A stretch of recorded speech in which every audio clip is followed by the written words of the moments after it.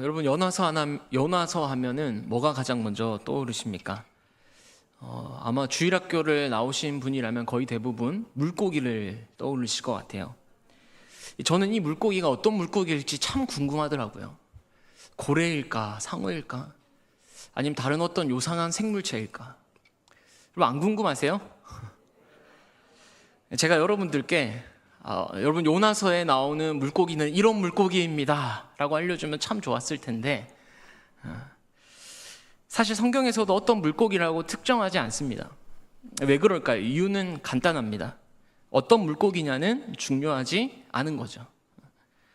우리는 이게 어떤 물고기일까, 사람을 삼킬 정도면 정말 큰 물고기일 텐데 라고 상상하며 저와 같이 호기심 많은 사람들은 어떤 물고기일까에 집중하지만, 이 요나서에 나오는 물고기의 역할은요, 하나님이 요나에게 아버지의 마음을 알려주시기 위한 이 하나님이 준비해 주신 구원의 장치입니다.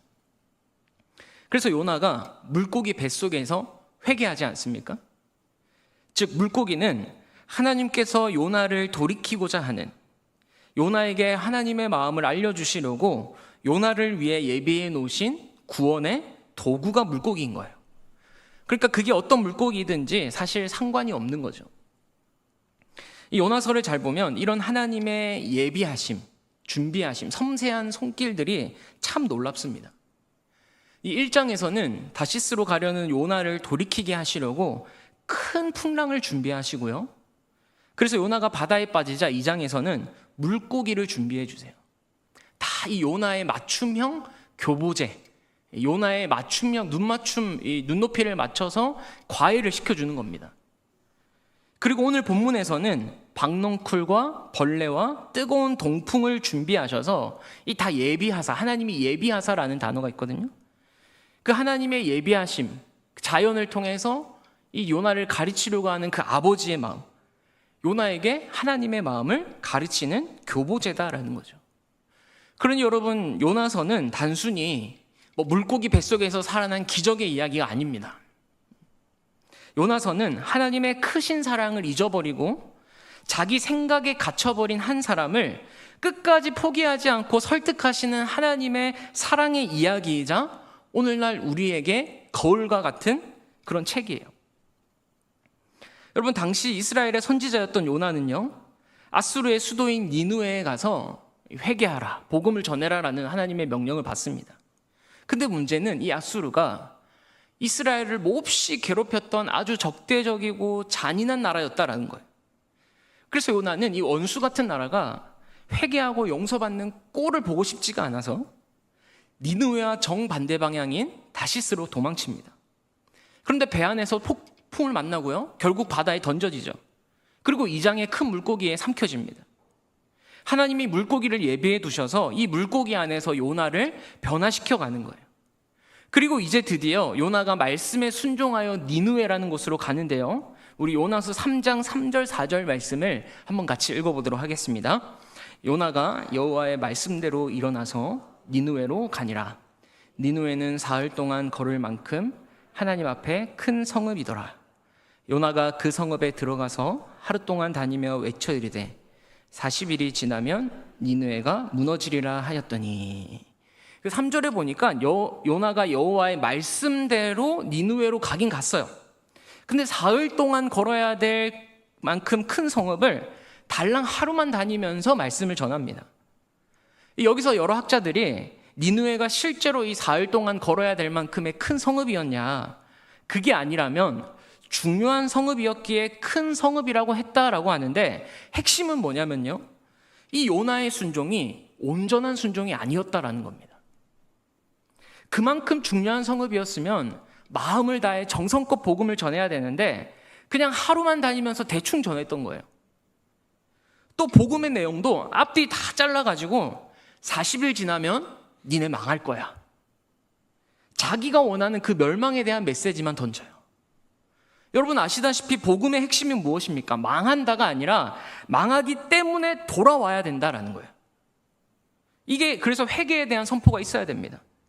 그런데 요나는 야, 너네 그렇게 막 살다가는 망할 거야, 이게 끝이에요. 뭐 회개하라는 말이 없습니다. 왜 그렇습니까? 요나는 아직도 니느웨에 대한 앙금이 남아있거든요. 물고기 뱃속에서 회개하긴 했지만 그래도 니느웨 사람들을 품고 용서할 정도는 아직 못됐던 겁니다. 너무 쉽지 않은 거예요, 이게. 그래서 요나는 마지못해 억지로 순종해서 대충 그냥 복음을 전했습니다. 니네 망할 거야. 그런데 하나님은 그 작은 순종으로도 일하셔서 니느웨의 회개 운동이 일어나게 됐어요. 이 왕부터 가축까지 다 베옷을 입고 철저하게 회개하는 기적의 역사가 일어났는데요. 우리 요나서 3장 10절 한번 같이 읽어보도록 하겠습니다. 하나님이 그들이 행한 것, 곧 그 악한 길에서 돌이켜 떠난 것을 보시고 하나님이 뜻을 돌이키사 그들에게 내리라고 말씀하신 재앙을 내리지 아니하시니라. 이들이 회개하자 하나님이 니느웨에 내리고자 했던 그 재앙을 내리지 않으시고요, 용서해 주신 거예요. 여러분, 그런데 이걸 본 요나의 반응이 어떻습니까? 오늘 본문 1절에 바로 이어서 나오는데요. 요나가 매우 싫어하고 성내며라고 해요. 여러분, 세상에 이런 선지자는 전무후무할 겁니다. 그러니까 선지자가 보내져서 말씀을 전했더니 회개 운동이 막 일어나요. 그런데 그걸 가지고 화낸 사람은 요나가 전무할 거예요. 저는 목사로서 좀 부러워요. 저도 이런 거 한번 해보고 싶거든요. 하나님, 사람들 너무 변하잖아요. 막 짜증나요. 너무 안 변해서 짜증나는 게 아니라 너무 변해요, 저 사람들. 너무 회개하잖아요. 막 너무 그리스도인으로 살잖아요. 지금 이러고 화내고 있는 거예요. 여러분, 지금 이 상황을 한번 상상해 보십시오. 성에 있는 모든 사람이 구원받은 것을 기뻐하면서 하나님께 찬송을 올려드립니다. 그런데 하나님께 보냄받은 선지자는 어떻게 하고 있어요? 막 이를 갈고 있는 거예요. 저놈들이 구원을 받아? 씩씩거리고 있는 겁니다. 실제로 1절을 원문 그대로 번역하면요, 그것이 커다란 악이 되어 요나가 흥분하였더라라고 되어 있어요. 우리 개역개정 성경은 이거를 의역해가지고 요나가 매우 싫어하고로 번역되어 있는데 원문으로 직역하면 이것이 요나에게 커다란 악이 되었다라고 합니다. 여러분, 참 이상하지 않으세요? 하나님은 선을 행했습니다. 이 선을 통해서 많은 사람들이 기뻐하고 있어요. 잃어버렸던 백성들이 하나님께로 돌아오고 회개하는 역사가 일어납니다. 그런데 유독 요나의 마음속에는 이것이 악이 되어서 기쁨이 아니라 분노가 돼버린 거예요. 그만큼 니느웨가 싫었던 겁니다. 여러분, 우리도 충분히 이럴 수 있어요. 아까 얘기했잖아요. 오늘 우리를 향한 거울과 같은 책이 요나라고. 여러분, 교회 안에서 지체들끼리 서로 싸웠어요. 그러면 대부분 이렇게 얘기합니다. 나 저 인간이랑 같은 셀로 편성하면 교회 옮길 거야. 저 가정이랑 제발 같은 그룹에 묵지 마세요. 근데 보세요. 하나님 입장에서는 이 사람도 구원해야 되고 저 사람도 구원해야 되잖아요. 둘 다 못하고 부족하지만 둘 다 하나님이 사랑하는 사람이니까 은혜 베풀어야 되지 않겠습니까? 근데 우리 입장에서는 저 꼴 보기 싫은 인간이 교회에서 승승장구하는 꼴을 보기가 싫은 거예요. 막 악이 되고 분노가 되는 거죠. 그러니까 사실 이 요나의 모습이요, 우리의 모습인 거예요. 하나님의 뜻을 머리로는 알지만 마음으로 품지 못하는 우리의 모습. 머리로는 하나님이 차별 없이 다 사랑하시고 저 사람도 하나님의 형상이고 그래서 그 사랑을 본받아서 품어주고 용서해야 된다는 걸 아는데 이게 정작 마음으로는 안 되는 거예요. 막 꼴 보기 싫고 그냥 질투나고. 여러분, 이게 바로 요나 콤플렉스입니다. 그래서 여러분, 우리는요 늘 아버지의 마음을 달라고 기도해야 돼요. 아버지의 마음과 아버지의 시선으로 영혼을 바라볼 수 있어야 이 요나 콤플렉스에서 벗어날 수 있는 겁니다. 그리고 여러분, 이런 제약에 누가 더 잘 걸리는 줄 아세요? 자기 고집이 강한 사람이 더 잘 걸려요. 여러분, 요나서 1장부터 4장 우리 새벽 기도 때 쭉 큐티를 통해서 봐서 알겠지만은 요나 굉장히 강성입니다. 고집 무지막지해요. 근데 또 단순해요. 박넝쿨 있으니까 막 기뻐하잖아요. 여러분, 내 생각에 딱 갇혀가지고요, 하나님 이렇게 해주셔야 돼. 자기 주관이 너무 강한 거예요. 내가 아는 하나님이라면 이렇게 하실 거야. 자기가 하나님의 뜻과 계획을 막 조종해요. 여러분, 그래놓고 자기 생각대로 안 되면 뭐라고 해요? 하나님, 내가 얼마나 기도했는데 이것도 안 해주십니까? 오늘 요나는 차라리 저 죽여주십시오. 이렇게 나오는 거예요. 여러분, 이런 의미에서 요나는 우리를 대표하는 상징입니다. 사실 나의 내면을 들여다보면 이 요나와 같은 똑같은 이기심이 있어요. 하나님의 선이 왜 요나의 마음에 악이 되었습니까? 그것은 요나가 너무 자기중심적이었기 때문에 그렇습니다. 자기 생각, 자기 계획, 자기 주관이 너무 강했기 때문에 하나님의 마음을 헤아리지 못하는 거예요.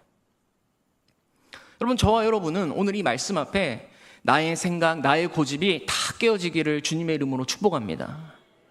여러분, 이렇게 자기 생각대로 안 되자 요나가 막 분노를 하는데요. 우리 2절 한번 같이 읽어보도록 하겠습니다. 여호와께 기도하여 이르되 여호와여 내가 고국에 있을 때에 이러하겠다고 말씀하지 아니하였나이까. 그러므로 내가 빨리 다시스로 도망하였사오니 주께서는 은혜로우시며 자비로우시며 노하기를 더디하시며 이내가 크시사 뜻을 돌이켜 재앙을 내리지 아니하시는 하나님이신 줄을 내가 알았음이니이다. 여러분, 이 구절에 막 은혜 받으면 안 돼요. 지금 요나가 어떻게 하고 있냐면 하나님 앞에 따지는 거예요. 하나님, 내가 이럴 거라고 얘기했잖아요. 그래서 내가 안 가겠다고 했잖아요. 이 꼴 보기 싫어서 내가 다시스로 가려고 했는데 기껏 데려다 놓으시더니 아주 좋으시겠어요, 그냥. 뭐 이런 거예요. 그래서 뒤에 신앙 고백 비슷한 말 하잖아요. 이거는 과거 모세가 하나님 앞에 했던 말을 재인용하는 건데 요나가 사실 비꼬면서 말하는 겁니다. 그러니까 정확하게 이 쓸데없이라는 단어를 넣으면 되는데 이런 거예요. 하나님은 쓸데없이 은혜로우시고 쓸데없이 자비로우셔서 그 쓸데없는 하나님의 인자와 자비 때문에 망해야 될 백성이 회개하고 돌이키는 거 아닙니까? 내가 이럴 줄 알았어요. 그래놓고 뭐라고 얘기해요? 3절 보실까요?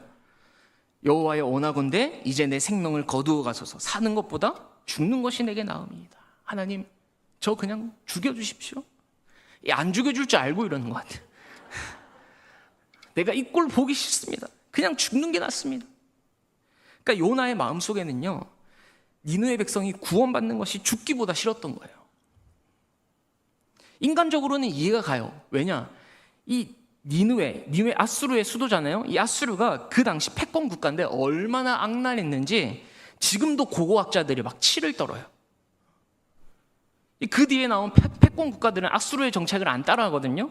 왜냐하면 너무 비인간적이고 너무 그래서 저항이 심하니까 그 뒤로 나오는 바벨론, 뭐 그리고 나중에 돼서 로마 제국 같은 거 포용 정책을 좀 합니다. 그래야 자연스럽게 막 흡수가 되도록. 근데 이 아수르는요, 무지막지했어요. 남자만 죽이는 게 아니라 여자, 아이 막 다 죽이고요. 그것도 그냥 죽이는 게 아니라 사람들 보는 앞에서 비참하게 죽여요. 그런데 그 아수르의 수도가 어디입니까? 니느웨예요. 악을 재생산해내고 악의 정책을 세우는 곳이 니느웨였던 거예요. 그러니 요나는요, 하나님, 다른 나라는 몰라도 니느웨는 망해야 됩니다. 니느웨가 구원받으면 안 되는 족속들이에요. 이 고집과 생각이 너무 강했던 거예요. 그게 자기가 생각하는 정의라고 알고 있었던 거예요. 그러니 하나님이 용서하시는 것을 보고 하나님 앞에 따지기 시작하는 겁니다. 자, 그러자 하나님 어떻게 물으시냐? 4절 한번 같이 읽겠습니다. 여호와께서 이르시되 내가 성내는 것이 옳으냐 하시니라. 여러분, 이 짧은 질문 안에도 하나님의 어마어마한 사랑이 담겨 있어요. 하나님은 요나를 힘으로 억누르지 않으세요. 요것 봐라? 나한테 지금 따지는 거냐? 뭐 이렇게 힘으로 제압하지 않으시고요. 요나가 스스로 자기 내면의 삐뚤어진 마음을 돌아볼 수 있도록 생각의 틈을 열어주십니다. 그러니까 네가 성내는 것이 옳지 않아 라고 서술문으로 얘기하는 게 아니라 의문문으로 네가 성내는 것이 옳으냐? 나의 행동과 마음속 동기를 다시 한번 돌아보게 만드시는 거예요. 그런데도 요나가요, 못 알아듣습니다. 아직까지 자기 그 마음을 돌아볼 여유가 없어요. 못 알아듣고 어디로 이동하느냐? 5절 한번 보시겠습니다. 5절 같이 읽어볼게요. 요나가 성읍에 나가서 동쪽에 앉아 거기서 자기를 위하여 초망을 짓고 그 성읍에 무슨 일이 일어나는가를 보려고 그 그늘에 앉았더라. 자, 요나가 딱 성읍을 나가서요, 성읍 동쪽, 그러니까 아마 이렇게 산으로 둘러싸여 있는 것 같아요. 요새니까. 이 산으로 올라가서 거기에 초막을 짓고 니느웨에 무슨 일이 일어나는가를 보려고 딱 자리를 잡습니다. 그래, 하나님이 내리시기로 했던 그 큰 재앙까지는 아니더라도 그냥 넘어가시지는 않을 거야. 원래 10kg짜리 우박을 내리려고 했으면 10kg는 아니더라도 1kg는 내리실 거야. 그러니까 이렇게 자기 멋대로 판단하고 기어이 올라가서 지켜보고 있는 거예요. 하나님 어떻게 하시는지. 좀 건방지죠? 여러분 만약 여러분이 만약 하나님이다 어떻게 하시겠어요? 화가 나겠습니까? 안 나겠습니까? 자꾸 대들고 따지고 좋게 말해도 못 알아먹고. 제가 만약 하나님이었으면요, 야, 이놈 버르장머리를 아주 그냥 고쳐주겠어 이래가지고 막 벼락을 내려가지고 그냥 아주 혼쭐을 내줬을 거예요. 근데 우리 하나님은요 또 요나를 설득하십니다. 하나님이 요나를 설득하시려고 자연의 창고에서 3가지 소품을 꺼내세요. 그게 뭡니까? 박넝쿨, 벌레, 뜨거운 동풍이에요. 이 3가지가 다 교보제입니다. 교보제. 요나에게 맞춤형 교보제를 꺼내 들고 오셔서 자기 생각에 갇혀있는 요나를 또 가르치시는 거예요. 설득하시는 겁니다. 자, 6절 한번 보겠습니다. 6절 같이 읽을게요. 하나님 여호와께서 박넝쿨을 예비하사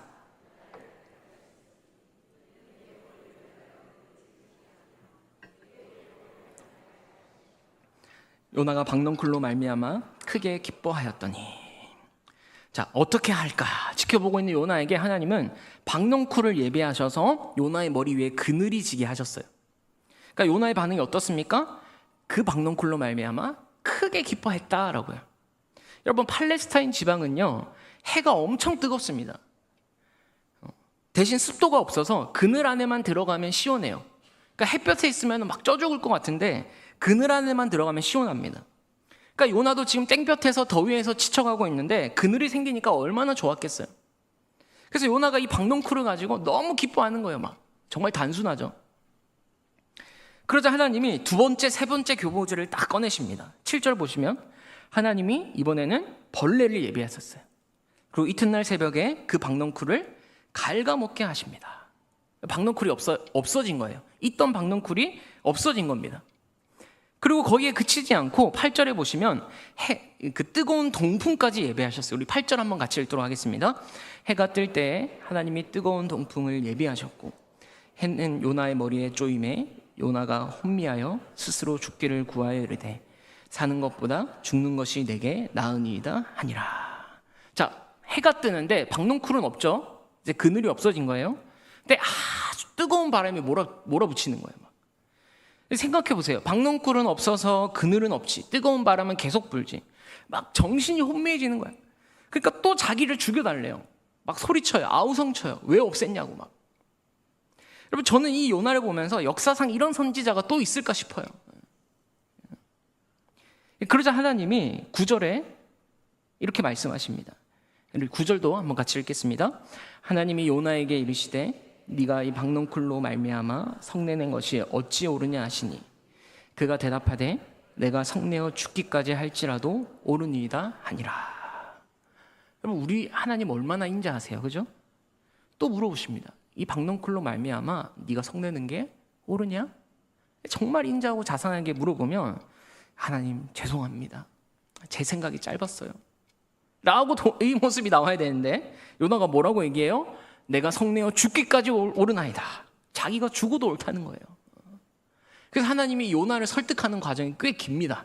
그러니까 여러분, 지금 보세요. 요나는 하나님께 분노하고 있어요. 근데 하나님은 요나를 설득하고 있어요. 굉장히 이상하지 않습니까? 요나는 하나님께 분노하면서 막 하나님께 도발하고 있고요, 하나님은 그런 요나를 설득하고 있어요. 놀랍지 않으세요? 왜 굳이 하나님이 요나를 설득해야 됩니까? 왜 굳이 하나님이 요나를 사용하셔서 니느웨를 돌아오게 하셔야 되는 거죠? 요나 말고 더 말 잘 듣는 사람 많을 텐데. 저는 오늘 이 요나서를 묵상하면서요, 이 요나서의 진짜 클라이맥스는 니느웨 백성의 회개가 아니라 그것을 보고 씩씩거리는 그 요나 곁에 끝까지 머무시면서 그 요나에게 아버지의 마음을 가르치려고 하는 그 하나님의 열심, 니느웨를 돌이키는데 굳이 요나를 사용하심으로써 요나에게 아버지의 마음을 가르쳐주기 위해 끊임없이 설득하고 애쓰시는 그 하나님의 은혜가 정말 감사하더라고요. 하나님이 요나 같은 나를 저렇게 설득하고 계시는구나. 한 번으로도 못 알아들으니까, 내 생각에 갇혀 있으니까 하나님 마음도 모르고 쉽게 남을 비판하고 정죄하고 그런 나에게 하나님의 마음을 가르쳐주길 원하시는구나. 여러분, 그래서 요나서의 핵심 주제는요, 요나에게 아버지의 마음을 가르치고자 하는 하나님의 열심이에요. 그 아버지의 마음을 가르치고자 끊임없이 요나를 설득하시는데 마침내 하나님이 진짜 요나에게 가르쳐주고 싶었던 메시지를 전합니다. 우리 마지막으로 10절 11절 같이 한번 읽겠습니다. 여호와께서 이르시되 수도도 아니하였고 재배도 아니하였고 하룻밤에 났다가 하룻밤에 말라버린 이 박넝쿨을 아꼈거든. 하물며 이 큰 성읍 니느웨에는 좌우를 분별하지 못하는 자가 12만여 명이요 가축도 많이 있나니 내가 어찌 아끼지 아니하겠느냐 하시니라. 여러분, 아까 6절에서 하나님이 박넝쿨을 예배하신 진짜 이유가 뭔지를 알려주셨는데요, 6절을 한번 다시 보면요, 하나님이 박넝쿨을 예배하사 요나를 가리게 하셨으니 이는 그늘이 지게 하며, 그리고 뭐라고 돼 있어요? 그의 괴로움을 면하게 하려 하십니다. 그러니까 하나님이 뜨거운 햇빛에서 요나의 괴로움을 면하게 하시려고 박넝쿨을 예배하셨는데, 여기서 괴로움을 면하게 하려 한다는 것은요, 요나 안에 있는 악을 제거하신다라는 거예요. 개역개정은 의역을 해서 괴로움이라고 번역했는데 원어로 보면 악이에요. 악. 아까 1절에서도 하나님의 선이 요나에게는 악이 되었다라고 했잖아요. 그래서 분노했다라고 했잖아요. 그 악을 제거하시기 위해서 박넝쿨을 예비하셨는데, 그러면 여러분, 요나 안에 있었던 악이 무엇입니까? 자기 중심적인 신앙이에요. 이기적인 신앙, 깨어지지 않는 나의 고집, 이기적인 마음들, 그것을 꺾으시려고 하나님이 박넝쿨을 예비하신 것입니다. 그러니까 하나님은 박넝쿨을 통해서 요나의 이기적인 마음을 수면 위로 끌어올리셨어요. 박넝쿨이 있었을 때는 막 기뻐하다가 없어지니까 막 죽겠다고 소리치잖아요. 근데 사실 그 박넝쿨은 요나가 기른 것도 아니에요. 수고해서 뭐 재배한 것도 아닙니다. 그 박넝쿨을 얻기 위해 요나가 한 것은 아무것도 없어요. 근데도 그 박넝쿨 하나에 기뻐하고 박넝쿨이 사라지니까 분노하고, 이걸 통해서 하나님이 말하고 싶은 게 무엇입니까? 요나야, 너는 네가 기르지도 않은 그 식물 하나가 사라졌다고 이토록 마음 아파하는데, 나는 내 형상대로 창조한 저 12만 명의 영혼들이 죽어가는 것을 어찌 가만히 보고만 있을 수 있겠냐. 네가 수고도 아니하고 재배도 아니한 박넝쿨을 아꼈거든. 이 니느웨 백성들은 내가 내 손으로 지은 내 백성인데 내가 어찌 이들을 아끼지 아니하겠느냐. 이 하나님의 마음을 알려주고 싶었던 거예요. 여러분, 이 주님의 마음을 헤아리며 이 주님의 마음을 배울 수 있기를 축복합니다. 내가 아무리 싫어하는 사람이라도, 그 사람이 나를 아무리 괴롭히더라도 그 사람도 하나님의 형상으로 만든 하나님의 백성이고 하나님이 너무나 사랑하셔서 구원해야 할 대상이라는 거예요. 여러분, 우리도 살다 보면 요나처럼 나에게 니느웨 같은 존재가 있습니다. 도저히 용서할 수 없고 도저히 사랑하기 힘든, 사랑으로 품기 힘든 존재. 그리고 왜 없겠어요? 그러면 그런 자들을 어떻게 하나님의 마음으로 바라볼 수 있을까요? 이 오늘 요나서 말씀의 근거에서 4가지를 한번 제가 준비했는데, 우리 첫 번째 한번 같이 따라해 볼까요? 첫 번째 읽겠습니다. 내 힘으로는 사랑할 수 없음을 솔직하게 고백하십시오. 여러분, 용서의 첫걸음은 내가 용서해보겠다라는 결단이 아니라요, 하나님, 제 안에는 저 사람을 사랑할 힘이 전혀 없습니다 라는 철저한 자기 객관화의 사실에서 나오는 고백이에요. 오늘 요나도 보세요. 하나님 앞에 화를 내면서 자신의 솔직한 감정을 여과 없이 드러냈습니다. 그러니까 용서가 안 되는데 용서하는 척한 게 아니에요. 요나는 왜 저들이 구원받아야 됩니까? 하나님께 따졌어요. 여러분, 우리가 분노를 숨기고 경건한 척 하는 것보다 내 안의 상처와 미움을 하나님 앞에 있는 그대로 쏟아붓는 게 훨씬 낫습니다. 그러면 하나님은요, 우리의 그 상한 감정을 혼내지 않으세요.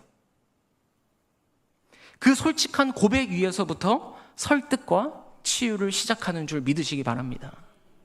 두 번째, 나 역시 누군가의 니느웨, 그리고 무엇보다 하나님의 니느웨였음을 기억하십시오. 여러분, 우리가 누군가 도저히 용서할 수 없다라고 생각하는 것은요, 나는 저 사람과 달라, 혹은 저 사람이 나한테 한 행동이 어떤 거였는데, 그러니까 스스로 의로움이 작동하기 때문이에요. 그렇잖아요. 나는 이렇게 하는데 쟤는 이렇게 안 해? 용납할 수 없어. 이런 나의 확신에 갇혀 있으니까 용서가 안 되는 거거든요. 하지만 성경은 뭐라고 얘기합니까? 우리가 아직 죄인 되었을 때, 원수 되었을 때에 하나님이 먼저 우리를 사랑하셨다.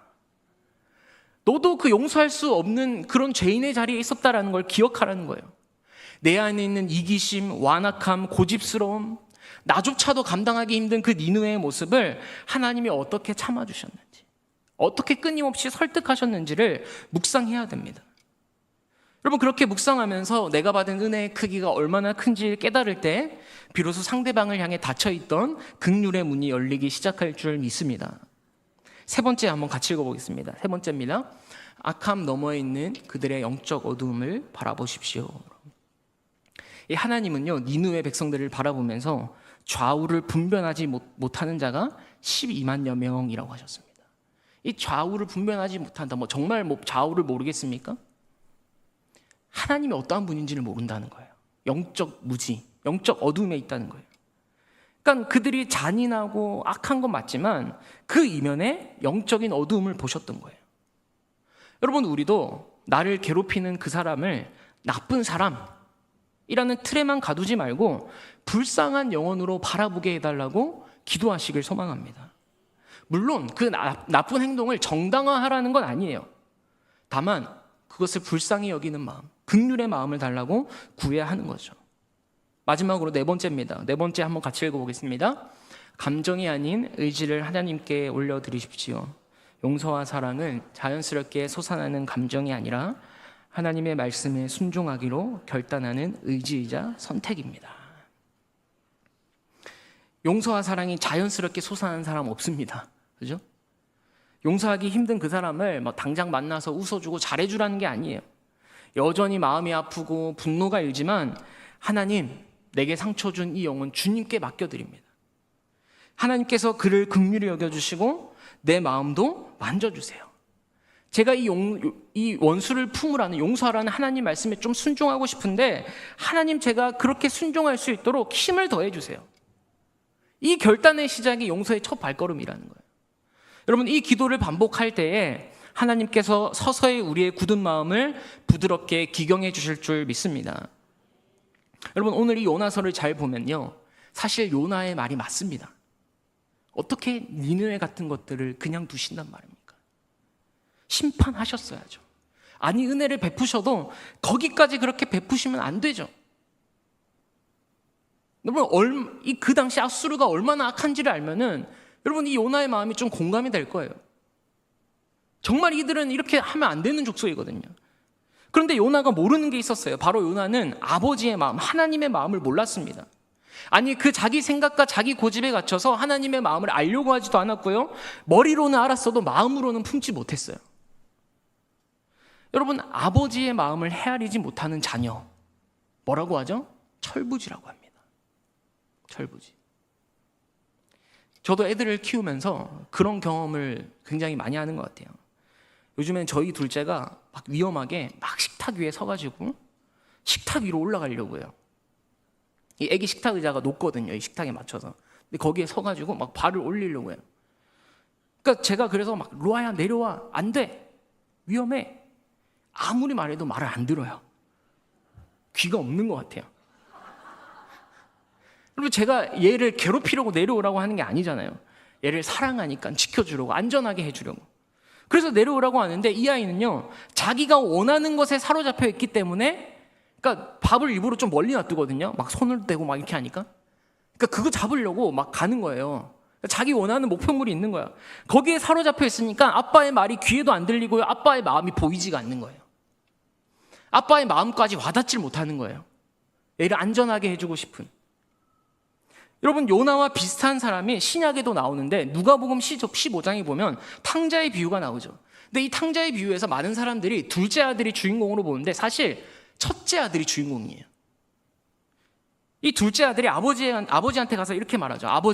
아버지가 죽으면 어차피 유산 우리 다 줄 건데 미리 주십시오. 여러분, 이건 무슨 뜻이냐면요, 아버지는 나에게 죽은 것과 같은 존재예요 라는 거예요. 배은망덕, 그냥 그래서 그 당시 율법에 따르면 그냥 저기 중앙 광장에 나와가지고 뭐 돌로 쳐주고도 할 말 없는. 근데 아버지가 유산을 다 줍니다, 이 아들에게. 그리고 잘 살면 좋을 텐데 나가서 막 허랑방탕하게 살고 결국엔 돌아와요. 돌아오는데 아버지가 어떻게 하죠? 잔치를 벌여줍니다. 근데 그때 큰아들이 실컷 밭에서 막 열심히 일하고 왔는데 이게 뭐지? 갑자기 웬 잔치지? 그래서 물어봐요, 주변 사람들한테. 야, 우리 집에서 왜 잔치가 열립니까? 야, 너 동생 돌아왔대. 그러자 막 서운해가지고 입이 대빨이 튀어나와요. 나한테는 양 한 마리도 안 잡아주면서 돈만 다 날리고 온 저 인간한테 이런 잔치를 벌여줘. 소를 잡아줘. 가락지를 껴줘. 모든 사람이 다 기뻐하는데 누구만 분노에 쌓여 있는 거예요? 큰아들만 분노에 쌓여 있는 거예요. 이 큰아들은요, 아버지의 마음이 관심이 없는 거예요. 아버지가 왜 밤에 개 짖는 소리만 들려도 그렇게 밖에 나가는지, 눈도 잘 안 보이는 아버지가 왜 그렇게 창문 밖을 오랫동안 쳐다보고 계시는지 모르는 거예요. 오직 무엇에만 관심이 있어요? 자기가 받을 거, 자기가 생각하는 그것에만 관심이 있는 겁니다. 여러분, 오늘 우리가 바로 큰아들이고 요나의 심정이지 않습니까? 이런 우리들에게 하나님은 말씀하십니다. 네가 이 박넝쿨로 말미암아 성내고 분노하는 것이 옳으냐? 사랑하는 우리의 성도님들, 내 안에 하나님보다 더 높아진 자기 확신들, 하나님보다 더 강하게 굳어진 나의 욕망들, 자기 중심적 신앙들이 오늘 말씀 안에서 다 깨어지길 소망합니다. 아버지의 마음을 헤아릴 수 있는 그런 멋진 하나님의 자녀들이 되었으면 좋겠어요. 철부지가 아니라, 내 것에만 관심이 있는 것이 아니라 정말 아버지가 원하시는 게 뭔지, 그래서 나의 확신, 나의 주관, 나의 생각, 나의 고집이 다 깨어져서 내가 어찌 아끼지 아니하겠느냐, 그 주님의 마음을 헤아리는 우리가 되기를 축복합니다. 그래서 우리도 주님이 울고 있는 그곳을 향해서 울고, 내 자존심을 꺾고 내 욕심을 꺾어서 주님, 제가 예수님의 마음으로 살겠습니다. 아버지의 마음으로 이해하고 헤아리며 그 사랑을 흘려보내는 우리 모든 대길교회 성도님들 될 수 있기를 주님의 이름으로 축복합니다. 기도하겠습니다. 하나님, 오늘 요나서를 보면서 이 요나의 모습이 우리의 모습이진 않은지 돌아보게 됩니다. 우리의 생각, 우리의 주관, 우리의 확신에 갇혀서 하나님의 마음을 헤아리지 못하는 것은 아닌지, 하나님 우리 안에 말씀하여 주셔서 이 자기 고집, 자기 중심적 신앙들이 다 깨어질 수 있도록 인도하여 주시옵소서. 그래서 우리가 철부지 신앙이 아니라 아버지의 마음을 헤아리는 정말 멋진 그런 하나님의 자녀로서 이 세상에, 또 우리 교회의 가정에서 빛과 소금이 되게 하시고, 그 아버지의 마음으로 헤아려 많은 영혼들을 주님 앞에 돌아오는데 귀 쓰임받는 귀한 믿음의 영혼들 되어줄 수 있도록 축복하여 주시고 인도하여 주시옵소서. 예수님 이름으로 기도합니다. 아멘.